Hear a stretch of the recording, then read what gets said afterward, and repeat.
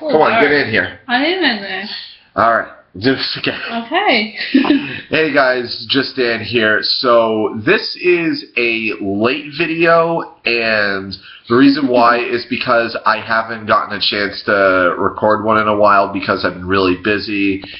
We finally got a chance to see Goosebumps, and before that, I wanted to talk about a few trailers that we saw before that, like pull a Noah Antweiler and talk about the trailers that we saw first and then get right to the review. One I remember, The Good Dinosaur. Yeah. Yeah, the new Pixar one. Thoughts on that? Looks good. You heard it first. It looks good. The wrong person to ask. Well, you're in this, so. Yeah, it looks good, but I feel like it looks like a downgrade of Inside Out. It looks cartoony, but cartoony to the point where it's not even Pixar, where it looks more like Illumination or DreamWorks. But who knows? It probably could be good, but this is one of the Pixar movies that have gotten a lot of, pushbacks, and like there were problems, like the director left and the cast was replaced during the middle of the advertisement, so they had to reshoot with different voice actors. Another one that was just caught me off guard, and it looks horrible, Norm of the North. Yeah, the polar bear one. And I looked. Cute. It looks I think cute. a child would enjoy it. It would entertain a child, but I feel like it would also insult their intelligence, because I found out who's the main voice actor. Rob Schneider. What's wrong with Rob Schneider? What do you mean? I saw a movie that's not getting enough advertisement with Rob Schneider in the lead. That's not Pixar or Illumination or DreamWorks. I'm like, this is just destined to fail. The Fifth Wave with Chloe Grace Moretz. Looks pretty fun. I like the concept of it, but I feel like I'm gonna be bored out of my mind. I feel like she's the one who's gonna hold the weight of the movie, and while everyone else is gonna be just complete crap in it. But we'll see. One thing I want to mention, I feel like there's a lot of young adult novels coming out, but I feel like the only purpose that they're made is that they're not being made just for the sole purpose of the readers to be entertained, but just for the sake of it, like being into a movie. Yeah. And two other trailers I wanted to talk about. Alvin and the Chipmunks Road Trip. I love Alvin and the Chipmunks. The Chickmunks. Chickmunks. Chimp. Now you got me fucking up saying it. It's just beating a dead horse over again. It's so cute. I got nothing to say for that. And the last trailer I wanted to talk about is Angry Birds. Now this, let me just say, it is Sony Animation, and it has been half and half. But this is also the first ever. What's that? I look so tiny. You do look tiny. I'm not that tiny, I promise. But this could go either. Oh yeah. Now it's 6-0 now. Yay, Pats. This is actually going to be the first movie based on an app. It's so stupid. Why? I don't understand why they're making movies about apps. I don't know. We're in this social media crap that. Well, I can't wait for Candy Crush the movie next. Oh no. That's so stupid. Or Game of War with Kate Upton as the main voice in it. No. But the reason why I'm Keep the interested apps on the phones. Do not put them in the cinema. Well, the reason why I'm interested is because this, again, it'll be the first movie based on an app. But I also like the cast, Jason Sudeikis, Josh Gad, Danny McBride, Bill Hader. I also found out Keegan-Michael Key and Peter Dinklage are going to be voices in it. Yeah, I saw his name.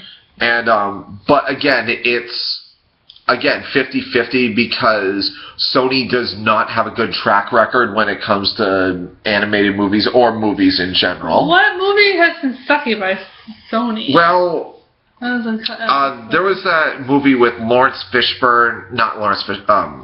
Lawrence, Jesus Christ, and Ashton Kutcher, where they were a bear and a deer, and that was Sony Animation. Oh, the Big Bear or something?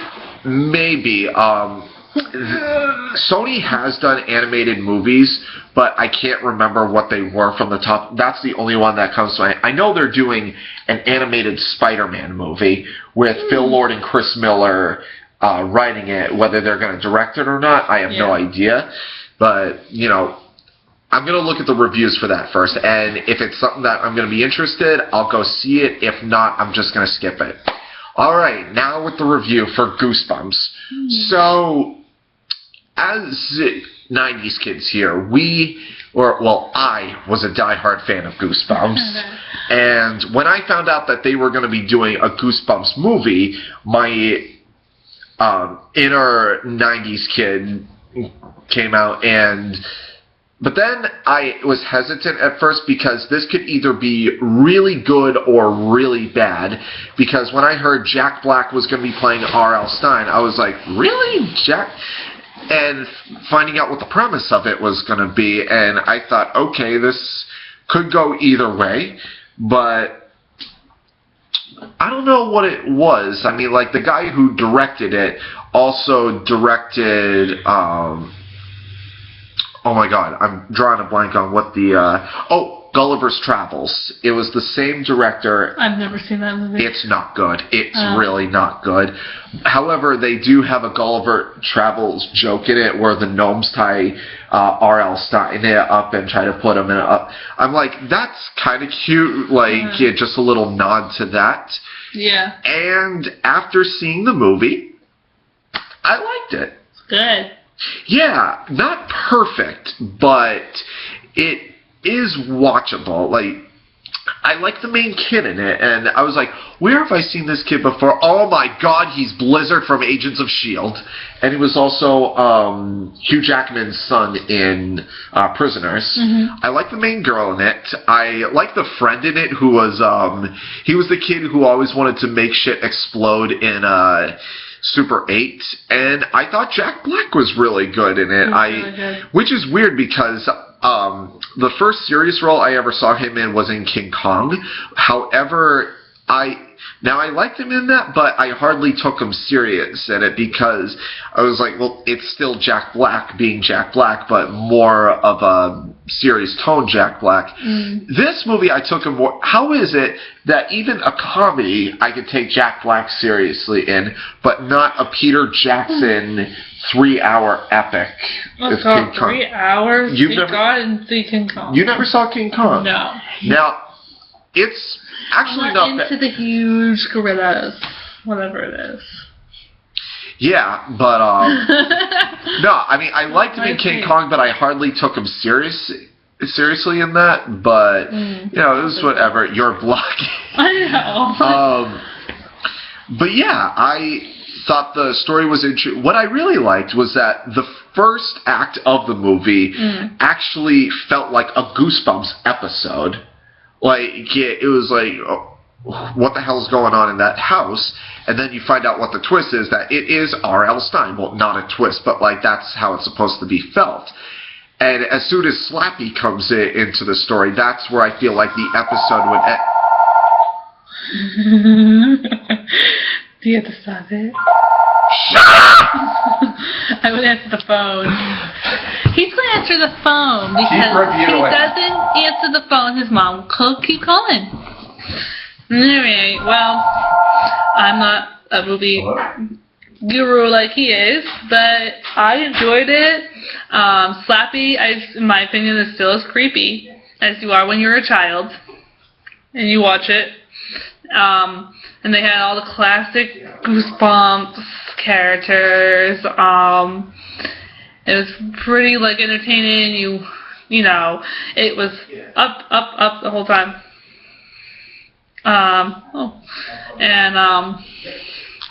yeah, I don't have much to say, but I enjoyed the movie.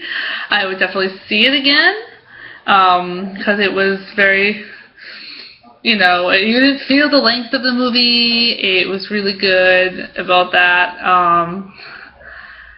I really like Jack Black, and I've never really seen him in a serious role, but he was really good in that. Yeah. Should be back in a minute. Here he comes.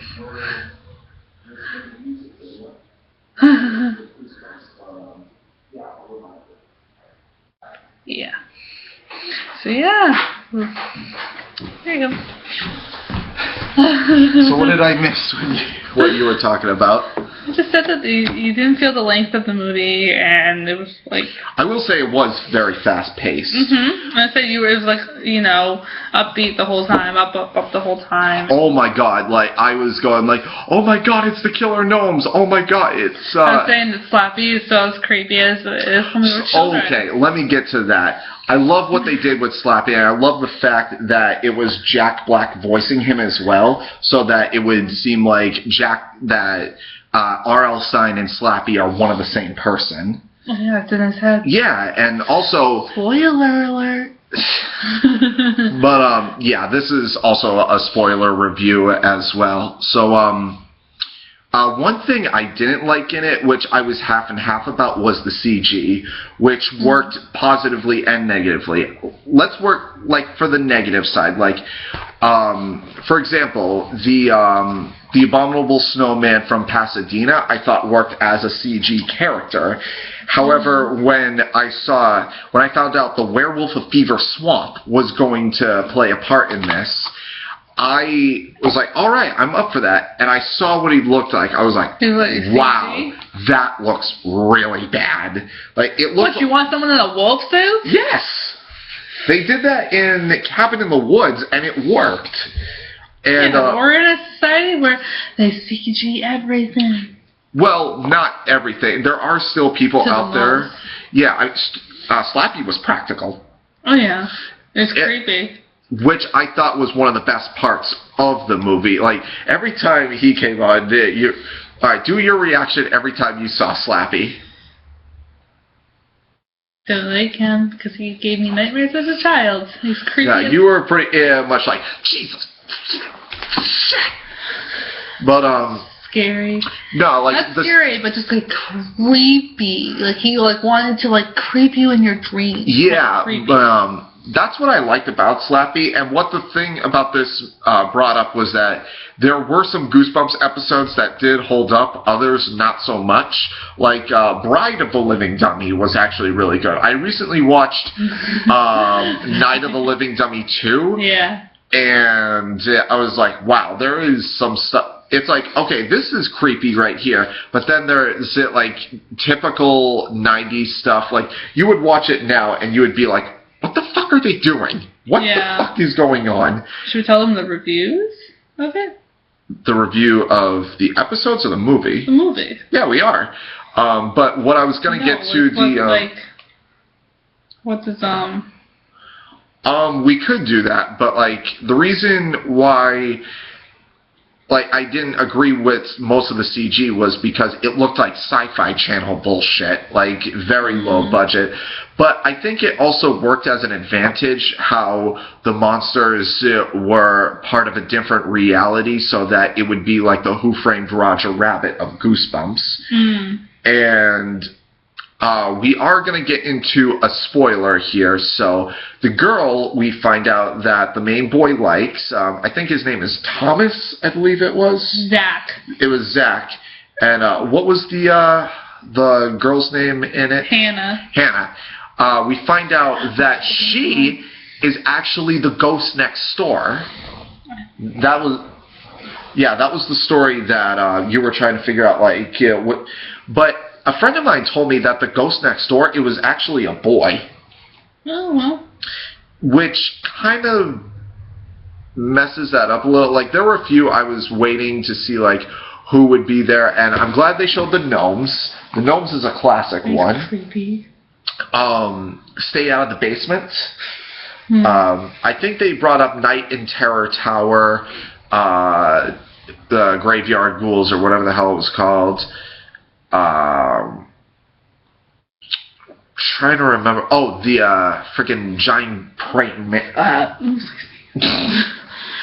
What? People burp on vlogs all the time. Every vlog I watch, they burp.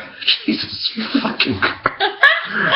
Oh yeah, the giant praying mantis, which I think it actually turns out to be in someone's head.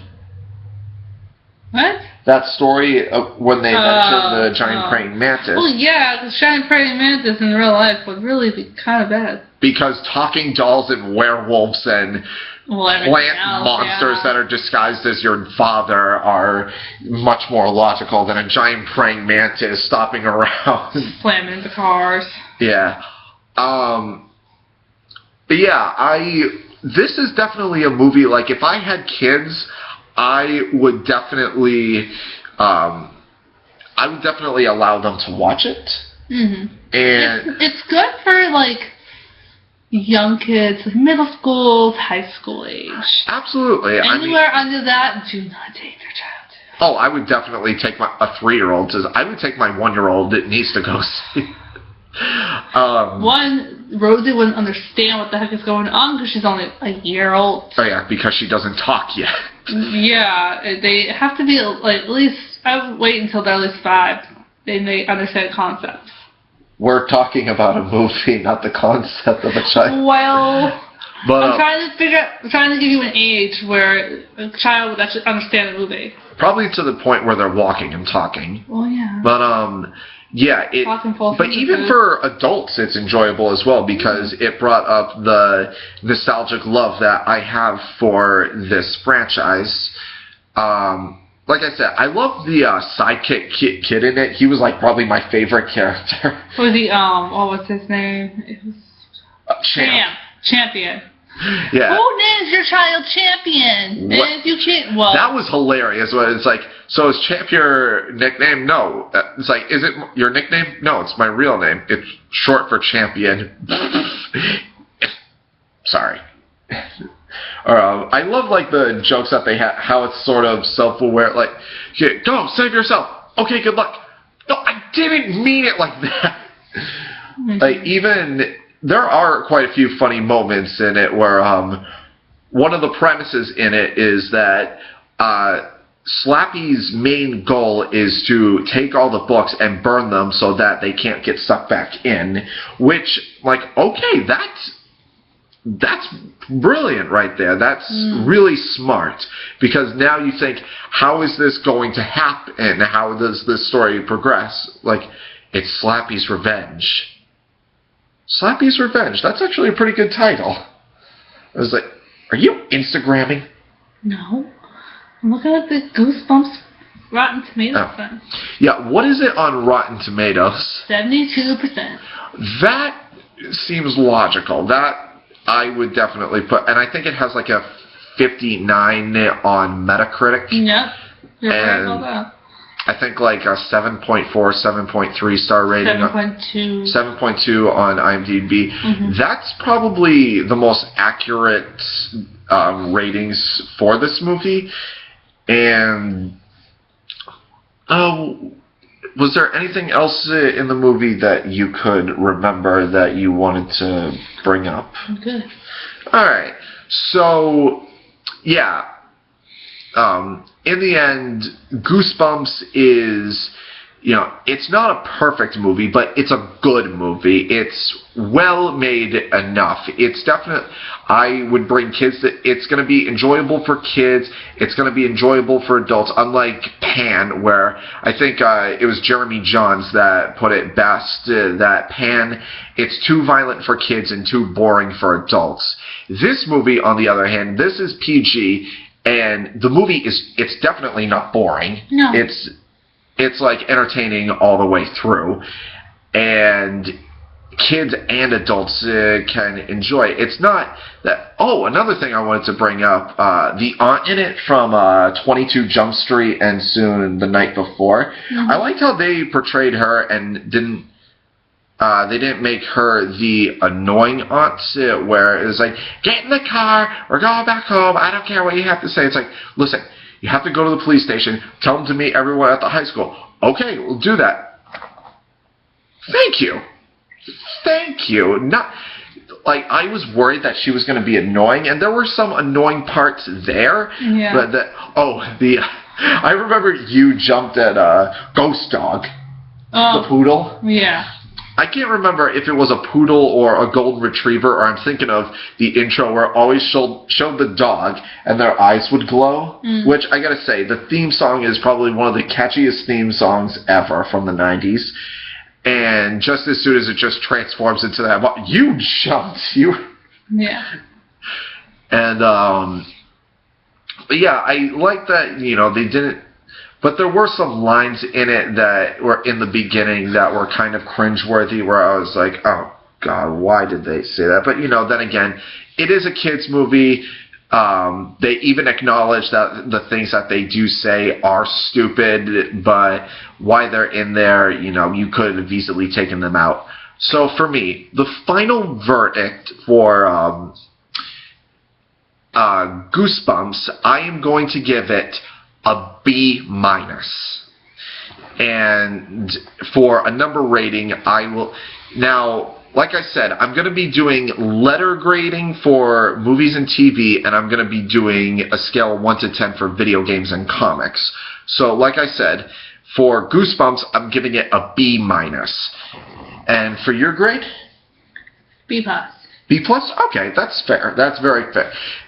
So yeah, we would definitely recommend it to you. Go and see it while it's still in theaters. And DVD. Yes, I'd buy it on DVD, or I would, check it out on demand. Also, if you want to hear more, just hit that subscribe button right there. It helps a lot. Until then, this is just Dan saying, "See ya."